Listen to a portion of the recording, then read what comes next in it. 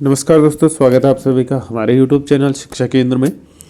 जैसा कि आप सभी को पता है कि उत्तराखंड में प्राथमिक शिक्षक भर्ती गतिमान है और आप लोगों ने इस गतिमान प्राथमिक शिक्षक भर्ती में पार्टिसिपेट किया होगा और अभी वर्तमान स्थिति में इसकी काउंसलिंग समाप्त हो चुकी है। 12 तारीख को काउंसलिंग थी, परंतु अल्मोड़ा में 12 और 13 2 दिन की काउंसलिंग चली। अब इस भर्ती प्रक्रिया का आगे क्या होने वाला है, कौन सिलेक्ट हुआ है कौन नहीं हुआ है, कैसे पता करें और इसका परिणाम कब तक आएगा, फाइनल परिणाम, नियुक्ति कब तक मिलेगी, इन सारे टॉपिक्स पे आज चर्चा करने वाले हैं। तो चलिए ज़्यादा समय खराब न करते हुए सीधे शुरू करते हैं। अगर आपने हमारे चैनल को सब्सक्राइब नहीं किया तो चैनल को सब्सक्राइब, वीडियो को लाइक करना ना भूलें।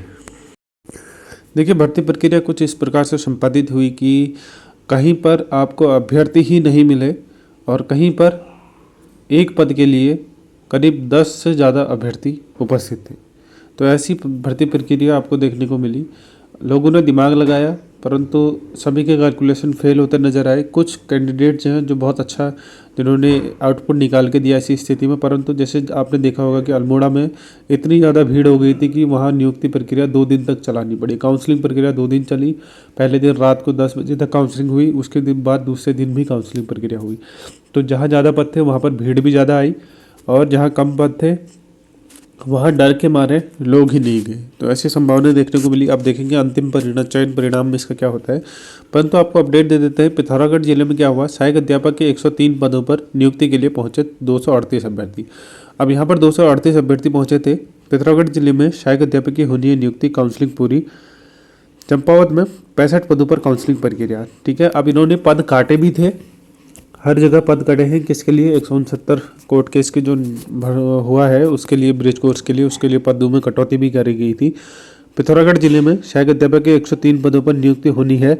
इसके लिए सोमवार को जीआईसी में शैक्षिक और प्रशिक्षण प्रमाण पत्रों की जांच और काउंसलिंग की गई। 238 अभ्यर्थी शिक्षक बनने पहुंचे। ऐसे में साफ है कि 135 अभ्यर्थियों को निराश होकर लौटना पड़ेगा। यही देखिए, यही हालत सभी जगह की थी कि अभ्यर्थी कैंडिडेट जो थे वो ज़्यादा पहुँचे थे और पद जो थे वो कम थे। ऐसे में अलग अलग ज़िलों ने अलग अलग प्रक्रिया अपनाई। आप देख सकते हैं बागेश्वर का ये अपडेट है। प्राथमिक शिक्षक भर्ती में की भर्ती के लिए हुई काउंसलिंग। 118 पदों की भर्ती प्रक्रिया के लिए 5764 आवेदन आए थे। काउंसलिंग के बाद 87 अभ्यर्थियों का चयन कर लिया गया है। यहाँ पर बहुत अच्छी खबर यह है कि इन्होंने केवल उतने ही लोगों की काउंसलिंग करी जितनी लोग इनके यहाँ पर अवेलेबल थे, जितने लोग काउंसलिंग के लिए आए थे, और उसमें से केवल जितने पद थे उन्हीं पदों के सापेक्ष ही जो है इन्होंने भर्ती प्रक्रिया करी। 14 दिव्यांग के पद थे और ये दिव्यांग के पद खाली गए हैं। तो 87 जो है 86-87 अभ्यर्थियों का चयन कर लिया गया है। ये बागेश्वर की अपडेट है। अगली अपडेट है जो वो है, तो एक खबर आ रही है अल्मोड़ा जनपद से। अभी अल्मोड़ा जनपद में हुआ क्या, 241 पदों के सापेक्ष पहुंचे 2500 से अधिक अभ्यर्थी।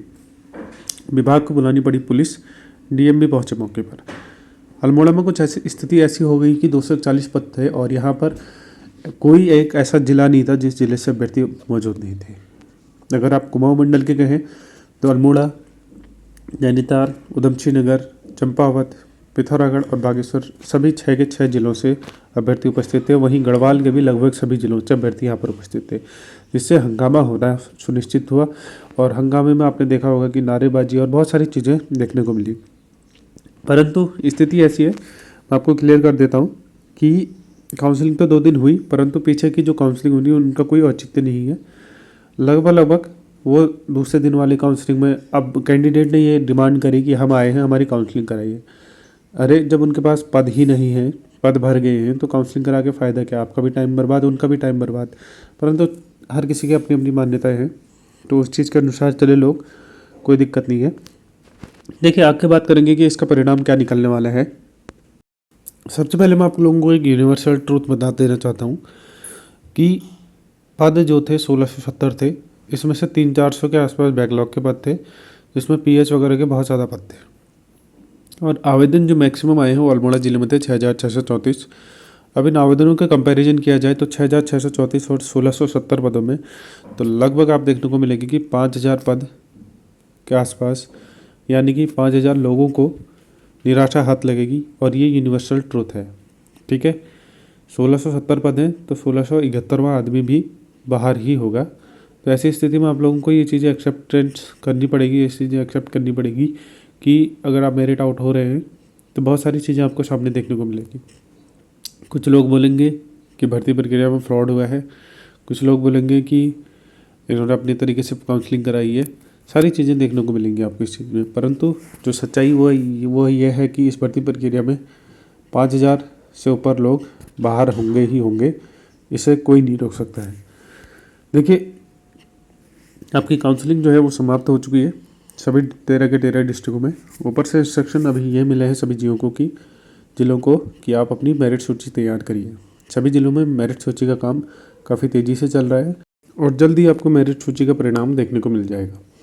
अब काउंसलिंग में 2 तरीके की चीज़ें हुई हैं। किन्हीं जनपद ने केवल रिक्त पदों के सापेक्ष ही काउंसलिंग कराई है, जैसे बागेश्वर में हुआ था, केवल 87 लोगों की काउंसलिंग कराई, बाकी लोगों को उन्होंने बोल दिया कि हमारी सीटें फुल हो गई, आप जा सकते हैं। तो ऐसी स्थिति में इन डिस्ट्रिक्टों में क्लियर है कि जिनकी काउंसलिंग होगी उसकी नियुक्ति होना क्लियर है, ठीक है। परंतु कुछ ज़िले ऐसे थे, बाकी ज़िले जहाँ पर क्या हुआ कि जितने आए थे सभी उम्मीदवारों की काउंसलिंग कराई गई थी।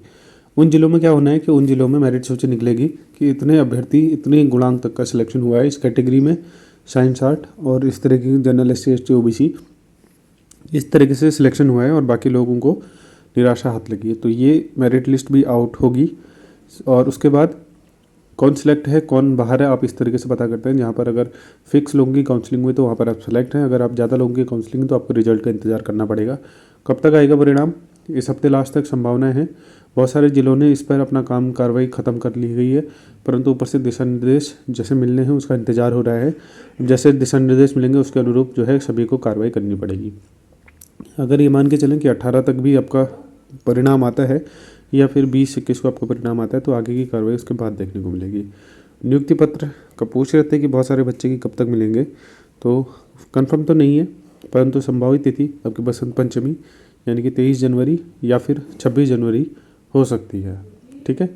तो ये थी आज की अपडेट। अगर आपको अपडेट पसंद आए तो वीडियो को लाइक करिएगा। कोई सुझाव या प्रश्न हो तो कमेंट बॉक्स में कमेंट जरूर कर सकते हैं। चैनल को सब्सक्राइब करिएगा ऐसी मोर इन्फॉर्मेटिव वीडियोस पाने के लिए। Thanks for watching. मिलते हैं नेक्स्ट वीडियो में, तब तक के लिए बाय।